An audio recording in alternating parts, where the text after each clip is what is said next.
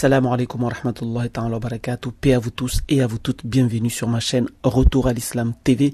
Donc aujourd'hui, je vais tout simplement partager avec vous une vidéo qui ne vient pas de moi, bien entendu. C'est juste un simple partage.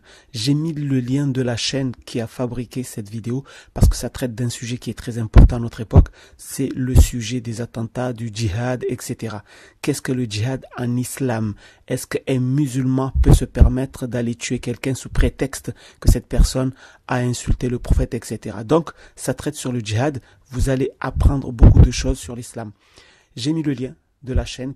Je vous invite vivement à aller voir leurs vidéos. Sur ce, assalamu alaikum wa rahmatullahi ta'ala wa barakatuh.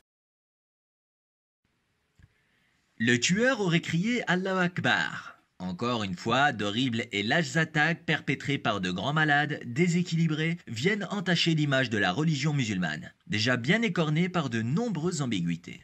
Allons tout de suite dans le vif du sujet, sans détour, et parlons de ce sujet qui fait si peur. L'islam est-elle une religion de guerre? Oui ou non? Qu'en est-il du djihad? Et pourquoi des gens tuent au nom de cette religion? Tout d'abord, avant de répondre à ces questions, sachez que nous n'avons rien à cacher. Bien au contraire, nous tenterons d'être les plus transparents et clairs possibles à ce propos. Alors premièrement, qu'est-ce que le djihad? Le terme djihad signifie lutte en arabe. Toute lutte est considérée en islam comme un djihad. Le Coran, dans certains versets, traite de lutte armée, ce qu'on appelle qital. C'est la forme de djihad que prétendent adopter les terroristes dans leurs attaques. Maintenant, analysons concrètement les faits et principes de l'islam. Qu'est-ce que le qital ou djihad armé en islam? Le qital, c'est la guerre, la lutte armée conventionnelle et légiférée. Chaque nation qui compose ce monde dispose dans sa constitution ou dans son code civil de lois officielles régissant les situations de conflit ou de guerre. Le djihad, c'est donc la loi musulmane permettant de se battre pour sa terre, pour ses principes ou pour son idéal. Jusqu'ici, donc rien d'étonnant ou d'ambigu ou d'inacceptable dans le qital armé. Le prophète de l'islam a combattu pour défendre son idéal et ses terres, tout comme bien des prophètes bibliques avant lui l'ont fait. Daniel, Salomon et bien d'autres prophètes dans les Anciens et Nouveaux Testaments ont fait la guerre, eux aussi. L'islam étant considéré comme la continuité du judaïsme et de la chrétienté, il est tout à fait normal que le prophète de l'islam ait effectué les mêmes actes que ses prédécesseurs. Si le prophète de l'islam a ainsi fait la guerre, il a délimité des règles conventionnelles qui doivent être scrupuleusement respectées par les croyants musulmans. Ainsi, selon la loi musulmane, issue du Coran, le qital ou djihad armé ne peut être effectué par un membre isolé, encore moins par un groupe non reconnu ou une faction rebelle. Il se doit d'être officialisé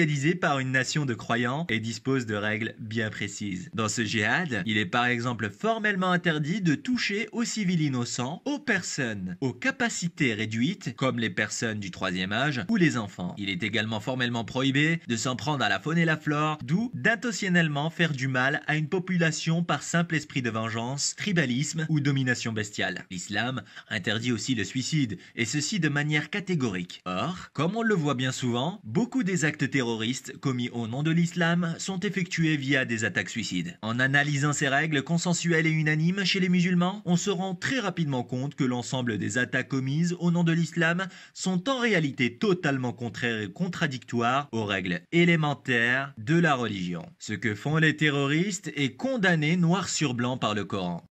De plus, en analysant les chiffres et en scrutant l'histoire, on se rend souvent bien compte que les populations civiles musulmanes sont les premières victimes de ces attaques lâches et éhontées. En effet, depuis plus de 1000 ans déjà, ces groupes sortis de nulle part et dont la volonté est de semer le chaos et la terreur utilisent la religion pour défendre des intérêts souvent personnels, tout comme la Bible a pu être utilisée pendant longtemps pour justifier l'esclavage ou les croisades par exemple. À titre d'exemple, le terme assassin vient de la secte Assassiyun, qui était l'un des ancêtres idéologiques de Daesh basé en Syrie. Les Assassiyun attaquaient toute personne qui n'avait pas fait allégeance à leurs idéologies. Ainsi, en réalité, ces attaques commises au nom de l'islam sont aux antipodes même de ce que clame cette religion. Le prophète de l'islam, sur lui la paix et les salutations, a même dans une de ses prophéties prévenu de l'apparition de cette secte qu'il a appelée les Khawarij. Dans une de ses paroles, il les a même traités de chiens de l'enfer, dont même s'ils pratiquaient l'islam, effectuaient le ramadan ramadan ou la prière, comme les musulmans, devaient être combattus et chassés par les musulmans de toutes leurs forces et âmes. Par conséquent, si la prochaine fois vous entendez parler d'une attaque contre des civils, sachez automatiquement, sans même chercher à creuser davantage, que cet acte ne peut être commis par un bon musulman. Et ceci même si l'auteur de cet acte s'appelle Rachid, Kader ou Jean-Édouard, qu'il ait crié Allahu Akbar ou Vive la Savoie libre, ou même qu'il ait fait allégeance à quelque groupe que soit, son acte ne peut être affilié à l'islam.